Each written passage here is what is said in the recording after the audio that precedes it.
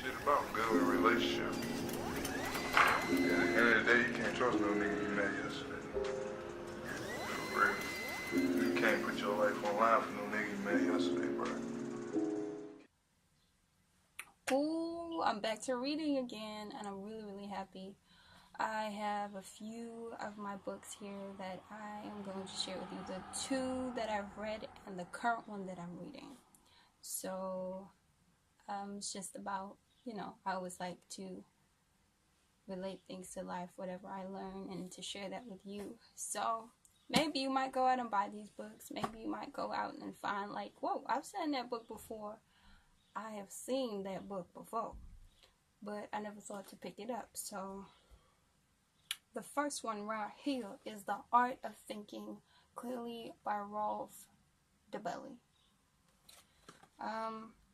I think one of my first tweets about this book was the art of thinking clearly is the art of thinking for yourself. Thinking for yourself on why you think the way that you do, why do you take certain decisions, and the things that you meet in society, the things that you meet in the grocery store, the things you meet at work, the things you meet at school. Everything in some way is conditioned to make you feel like it favors you. Like, this is how things are done. This is how you should think. This is how you should do certain things. And common ideas and common ideologies make you think that, oh, if everybody else is doing this, maybe this is what I should be doing, but maybe not so much. We also make the mistake of allowing the pressures of what people will think funny. It's about thinking, right? So thinking clearly means that what should be in your circle of thoughts should be your thoughts and other valuable thoughts, if they are valuable. Often we allow people's not so valuable thoughts to control the way that our thoughts gather together, how we perceive them, how we hold them, how much we value them, how we deal with them, and what we do with our thoughts. Now, with this book, I learned that in order for you to think as your best self, as your most informed self, as your most equipped self, as your most educated self, not having to be education by schooling, but rather education through life, educating yourself, being willing to learn no matter what it takes, no matter what basics you have to start with, is to go deeper into those things that you deal with on a daily basis and try and study it further and see if the way that it's presented to you is how it really is, and if that's how it really is for you. Thinking clearly, thinking for yourself. Thinking clearly is being willing to let go of what you've learned already by unlearning and then relearning a better version of what you've learned, or an even better take or perspective on what you've already learned. Thinking clearly is thinking outside of the box. Thinking clearly is being daring to be the type that would have been cut out in the time of evolution, as they like to say it. I'm not particularly a believer of evolution, but this is a common idea that he portrayed throughout the book. Well, he presented throughout the book, constantly going back to evolution, because as you can see, evolution is, believing it or not, it's an idea, it's a concept of the better who survives through each cycle of testing. If there were blue-eyed folks and there were brown-eyed folk, let's say all the brown-eyed folk were the ones to stick together with a few, let's say the brown-eyed folk were to stick together and say, you know what, I think there might be a dinosaur this way, let's go get our food that way. Let's say the blue-eyed folk went that way. So if the brown-eyed folk had been wrong, that means they're wiped out of the pool of possible genes and traits and characters that can be passed on to another generation, if it's the blue-eyed folk were wrong or the blue-eyed folk were right, that means whatever that means would mean that whether they make it to the next round of passing those genetics on or if they got killed out. So I think in life, thinking clearly, you can often be persuaded that the step that you're taking, oh, everybody hasn't done that before, you can't do it like that. It confuses you and also stops you from being able to live your life and to think for yourself. It stops you from being able to make the mistake so that you can learn from it. There are positive and negative mistakes, okay? There are good mistakes and there are stupid mistakes with thinking clearly, I would say. The stupid mistakes are the ones where you know fully well you have a set of people. Take, for example, you have a family. There's a risk that could cause you guys losing your home and a whole lot of other things. There are some stupid mistakes where you know fully well that maybe you should try this on a smaller scale. Maybe you shouldn't even touch it at all. There are the sensible mistakes that you make in order to be like, nobody has gone before me to tell me what this entails of. So I'm going to have to try it out for myself. But hopefully I'll be able to give you more examples. I might turn this into a blog post or something to properly expand on it. My second read of the year was Follow Your Dream by Matthew Shimaloa. I've had this book for a while, and I think it was time. You can see sticky notes in here because I picked up some valuable points in the section where he talked about finances and financial dreams. Often we leave out financial dreams in the dreams that we have. Finances, even when you think about it, when you dream and you say, oh, I'd like to be $1 billion net worth businessman or businesswoman, people look at you like, why you guys to be so materialistic though? But the thing is, I got bills to pay though. I have kids to feed though. I have a lifestyle that needs to be financed. Or you would need money in order to do more of what you love doing. So I really picked up on that. And following your dreams means so many things. Following your dreams means being able to let go of past failures and to allow yourself to see your dream from the new you who has learned lessons, and to see the man or the woman that you dream to be, the man or the woman that you'd love to see in that nice island or vacation, that man or woman you'd love to see working in that company or in that business or in that resort, living out their dreams.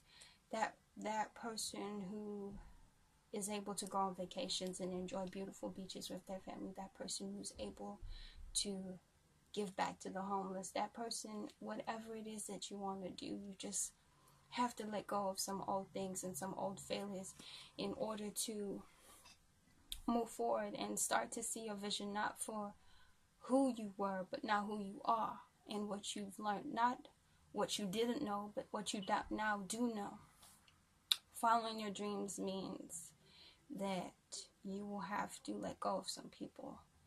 Why you always got to let go of people? Why you always talking about people for? It's a reality. You have to let some people go, and you also have to learn to value some people more. Sometimes we forget that as much as we need to let people go, we also need to make some people feel more valued in our lives because they've been kicking it with us since day one. They've been our day ones.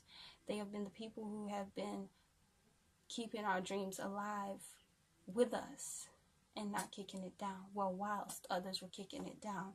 They are the people who, when they ask about your progress, are not asking it to see, I wonder how far she's got. I wonder how far he's got. Oh, is he really that close to his dreams, or is he still a daydreamer? It's being able to identify what it is you want out of life. It's all nice having a dream, but what do you want within that dream? What purpose does that dream have? Funny purpose does that dream have, and what within that dream is according to the purpose for which you were created.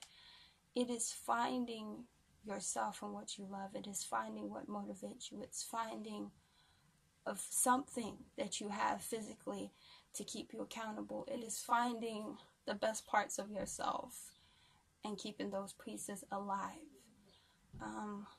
Following your dream means that sometimes you just have to hear things but not absorb them. When you know who you are within that dream, nothing that anybody tells you presently can ever hold or stick. Kind of leads into this next book, which I'm currently reading.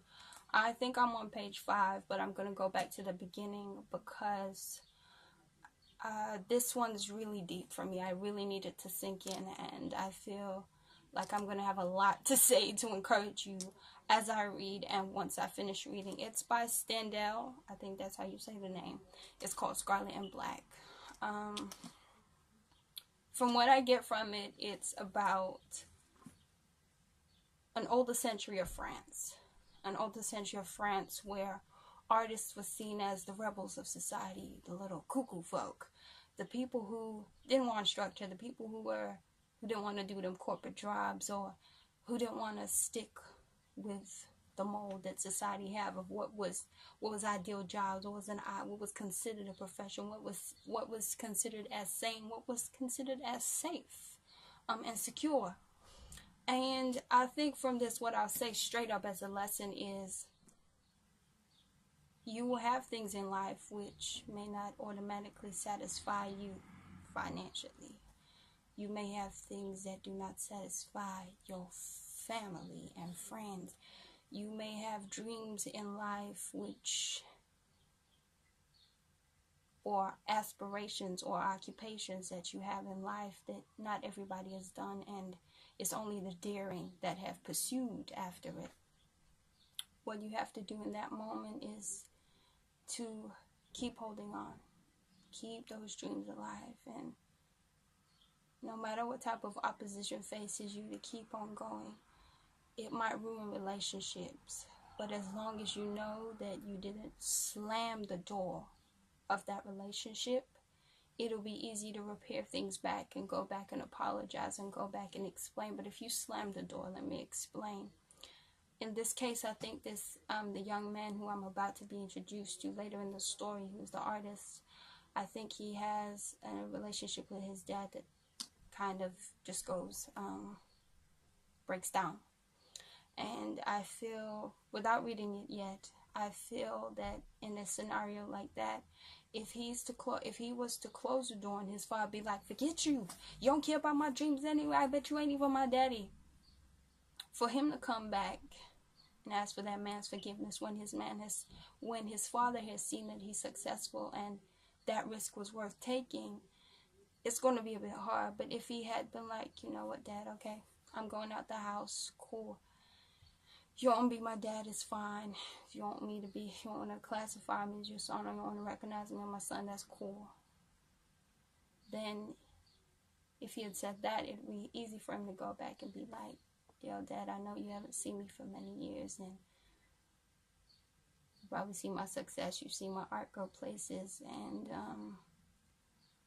I hope you can find it in your heart to, still see me as your son, or whatever words may be said. And I think with Scarlet and Black, what I'm going to say, my story might be different, but, encouragement is still encouragement, even when it seems irrelevant to a certain context or a certain book, is keep those dreams alive.